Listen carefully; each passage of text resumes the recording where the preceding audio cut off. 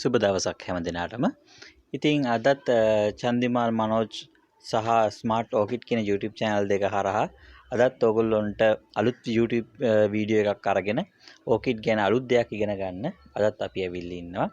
අද අපි කතා කරන්න මාතෘකාවක් කරගන්න හිතුවා ඕකිඩ් ගැන කතා කරද්දී ආධුනිකය කියන්නේ අලුතෙන් ඕකිඩ් වගාවට යොමු වෙන ගොඩක් අයගේ පළවෙනි ප්‍රශ්නේ තමයි ඕකිඩ් වවන්නේ කොහොමද කියන එක. ඕකිඩ් වවන්නේ කොහොමද කියන එකේදී අපි කතා කරන්න ඕනේ මාතෘකා කිහිපයක් පිළිබඳව දැනගත යුතු කරුණු කිහිපයක් පිළිබඳව අද ඔයගොල්ලොත් එක්ක කතා කරන්න හොඳයි කියලා මං හිතුවා. ඉතින් අපි එහෙනම් බලමු මොනවාද මේ අපි දැනගත යුතු කරුණු කියලා. පළවෙනියෙන්ම මුලින්ම ඕගොල්ලෝ දැනගන්න ඕනේ ඕකිඩ් වගාවට පිවිසෙනකොට ඕගොල්ලෝ ඇයි ඕකිඩ් වවන්නේ කියන එක. ඒ කියන්නේ ඕගොල්ලෝ ඕකිඩ් වවන්නේ කුමක් සඳහාද කියන කාරණේ අනිවාර්යයෙන් ඕගොල්ලෝ දැනුවත් වෙලා ඉන්න ඕනේ. මොකද මම එහෙම කියන්නේ හුඟක් අය ඕකිඩ් වවන්න ඇවිල්ලා වවන්න පැලගෙනල්ලා ඒ සේරම කරුණෙන් පස්සේ තමයි ඇයි මම මේ ඕකිඩ් වවන්නේ මොකටද කියන එක කල්පනා කරන්නේ. මම ඒ ගැන මේ ඔයගොල්ලන්ට මෙහෙම පැහැදිලි කරන්නම්.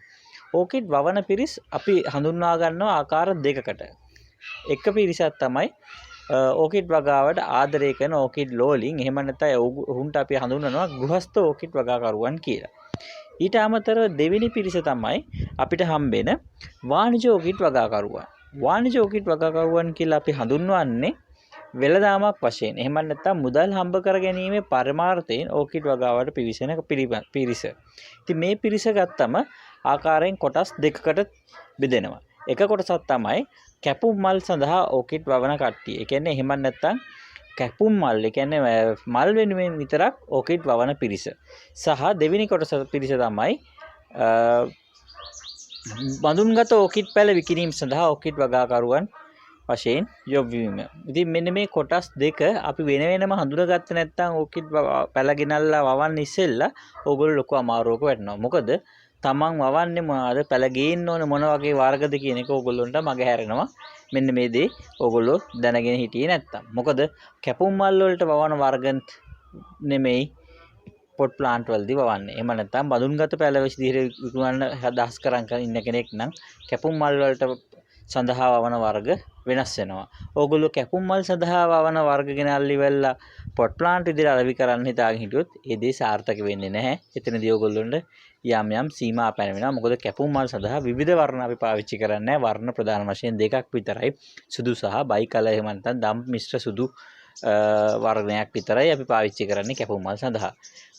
අපි බඳුන්ගත පැල විදිහට ඕකිඩ් විකුණනවා නම් අපිට ඕනෑම ඕකිඩ් වර්ගයක් වවන්න පුළුවන් කිසිම ගැටලුවක් නැතුව. ඉතින් මෙන්න මේ කාරණාව හොඳින් ඕගොල්ලෝ අවබෝධ කරගත්තේ නැත්නම් මොකටද ඕගොල්ලෝ ඕකිඩ් වවන්නේ? ඕගොල්ලෝ කුමන වගාකරුවෙක් විදිහටද ඕකිඩ් වවන්නේ කියන එක ඕගොල්ලෝ අවසානයේදී මල් පිපිච්ච ශාකයක් හදාගෙන ඉවරණයෙන් පස්සේ කියන්නේ මල් පිපෙන තැනටම ගහ වර්ධනය කරගත්තන් පස්සේ මේ දේ ගැන හිතුවොත් ඕගොල්ලෝ ලොකු අමාරුවක වැටෙනවා. ඒකින්ද ඊට කලින් ඉඳලම ඔයගොල්ලෝ දැනගන්න වගාවට පිවිසෙන තැනදීම අයි මං ඕකිඩ් වවන්නේ කොයි වගේ අයකු වශයෙන්ද කියන එක හරි හැටි තේරුම් බේරුම් කරගන්න. ඒ වගේම තමයි ඔයගොල්ලෝ මතක ඇතුව ඕකිඩ් වගාවට පිවිසෙන්න ඉස්සෙල්ලා ඔයගොල්ලෝ අනිවාර්යයෙන්ම ඔයගොල්ලොන්ගේ අවට ප්‍රදේශයේ ඕකිඩ් විකිණීම පිළිබඳව එහෙම නැත්නම් ඕකිඩ් මල් කොහොමද විකිණෙනවද එහෙම නැත්නම් පැලද විකිණෙන්නේ ඒ පිළිබඳව වෙළඳපොළ පිරික්සීමක් අනිවාර්යෙන් සිදු කරන්න. ඒකට ලොකු අමාරු දෙයක් නෙමෙයි. ඕගොල්ලෝ දන්නවා ඕකිඩ් මල් විකුණන තැන් තියෙන්නේ මොනවාද? ඕකිඩ් පැල විකුණන තැන් මොනවාද? නිකන් ගිහිල්ලා කතා කරලා බලන්න. අපි කොහොමද මේ දවස්වල කොහොමද පැල විකිණනවද? මේ දවස්වල මල් විකිණනවද?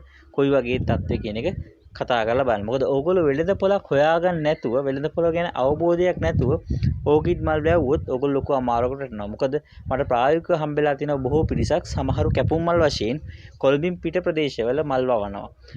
එතකොට ඒගොල්ලෝ ලොකු ගැටලුවකට මුහුණ දෙනවා. කොළඹින් පිට හෝ නගරාසන්නයක නොමැති කට්ටිය කැපුම් මල් සඳහා වවලි වෙලා ඒ මල් නැවත නගරයට හෝ ඒ ආයතන වෙත හෝ එහෙම නැත්නම් අඩුම ගානේ මල් ශාලාවක් වෙත හෝ ලබා දීමට හැකි ස්ථානයක ඔවුන් සිටියේ නැත්නම් ඒ සඳහා වැඩි වියදමක් වුණ දරන්න සිදු වුණු ප්‍රවාහනය සඳහා එම මල් ව්‍යාපාරයෙන් ලාභයක් උපයා ගන්න වෙන්නේ නැහැ.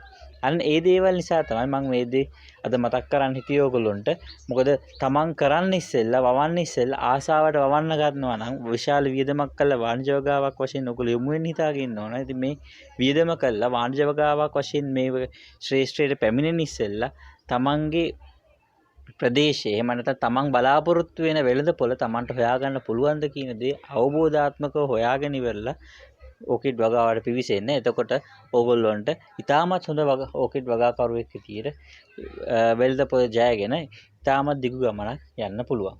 ඉතින් අපි මේ පළවෙනි කොටස වශයෙන් තමයි ඔයගොල්ලන්ට මේ වීඩියෝ මාලාවේ පළවෙනි කොටස වශයෙන් තමයි ඔයගොල්ලන්ට ඕකිඩ් වගාකරුවෙක් කියන්නේ මොකද්ද, ඔයගොල්ලෝ අයි ඕකිඩ් වවන්නේ මොකටද කියන දේ අපි තේරුම් කරන්න උත්සාහ කරේ. අපි තවත් වීඩියෝකින් හම්බෙමු කොහොමද කැපුම් මල් සඳහා ඕකිඩ් වවන කෙනෙක් නම් මොන වගේ දේවල්ද කරන්න ඕනේ. එහෙම නැත්නම් බඳුන්ගත ඕකිඩ් පැල විකුණන බලාපොරොත්තු වෙන කෙනෙක් නම් මොන වගේ දේවල්ද ඔයා කරන්න ඕනේ කියන දේවල් අපි පිළිබඳව ඉදිරි වීඩියෝ වලදී අපි බලාපොරොත්තු වෙමු.